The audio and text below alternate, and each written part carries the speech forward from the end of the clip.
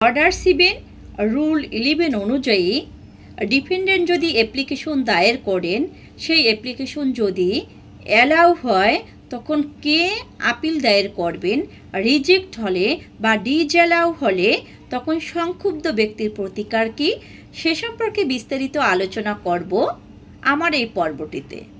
আমি আপনাদের সাথে আছি এনএল ল পয়েন্টের প্রতিষ্ঠাতা পরিচালক advocate Nupur Akter. Order 7 rule 11 application always দায়ের করবেন কে, ডিফেন্ডেন্ট। কারণ যিনি মামলা দায়ের করেন তিনি আর্জি খারিজের জন্য আবেদন করেন না। আর্জি খারিজের অ্যাপ্লিকেশন অলওয়েজ করেন কে, ডিফেন্ডেন্ট বা বিবাদী দায়ের করে থাকেন। এখন এই অ্যাপ্লিকেশন যদি অ্যালাউ হয় সেক্ষেত্রে এটি মূল ডিক্রি হিসেবে গণ্য হবে। আপিল দায়ের করব 96 ধারা অনুযায়ী এটি আমি আপিল দায়ের করব, কারণ এটি ডিক্রি হিসেবে গণ্য হবে, ডিম ডিক্রি হিসেবে গণ্য হবে। দেওয়ানি কার্যবিধি 2-2 উল্লেখ করা হয়েছে আর্জি খারিজের দরখাস্ত যদি মঞ্জুর হয় সেক্ষেত্রে এটি কী হিসেবে গণ্য হবে, একটি ডিক্রি সমতুল্য হিসেবে গণ্য হবে, যেটাকে আমরা ডিম ডিক্রি বলে থাকি বা জানি, বলে থাকি না, এবং এটা বইতেই একদম সেকশনে উল্লেখ করা আছে। এর বিরুদ্ধে সংক্ষুব্ধ ব্যক্তি যে রিজেকশন অফ প্লেন্ট, এটা আমরা বলে থাকি, এটা অনেকে দেখলে যে ডিক্রি হবে, যে রিজেকশন অফ প্লেন্ট উল্লেখ আছে, আর্জি খারিজ হয়েছে, এর বিরুদ্ধে কি হবে, আপিল হবে।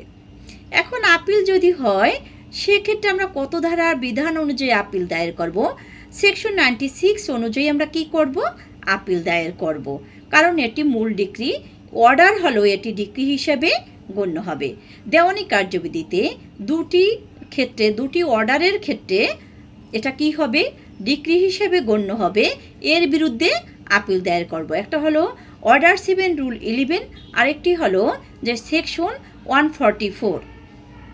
144-এর যখন দরখাস্ত দেওয়া হয় তখন না মঞ্জুর হোক না মঞ্জুর হোক এই অর্ডারের বিরুদ্ধে কি হবে, আপিল দায়ের করতে হবে। কত ধারার বিধান অনুযায়ী, 96 ধারার বিধান অনুযায়ী। এখন কখন রিভিশন দায়ের করব, অর্ডার 7 রুল 11-এর অ্যাপ্লিকেশন সর্বদাই ডিফেন্ডেন্ট দায়ের করেন।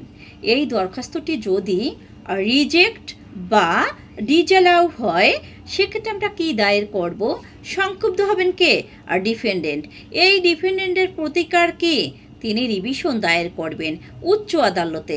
এখন উচ্চ আদালত বলতে কি, এখতিয়ার অনুযায়ী যদি 5 কোটি টাকা পর্যন্ত হয় তাহলে ডিস্ট্রিক্ট জাজে, যদি 5 কোটি টাকার উপরে হয় সেক্ষেত্রে হাইকোর্টে রিভিশন দায়ের করবে।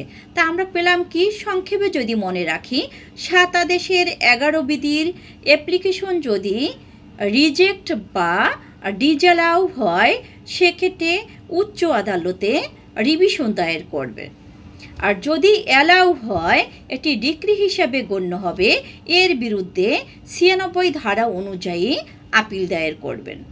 এই বিষয়টুকু যদি বুঝতে পারেন তাহলে কখনোই আপনাদের ভুল হবেন না যে কখন আপিল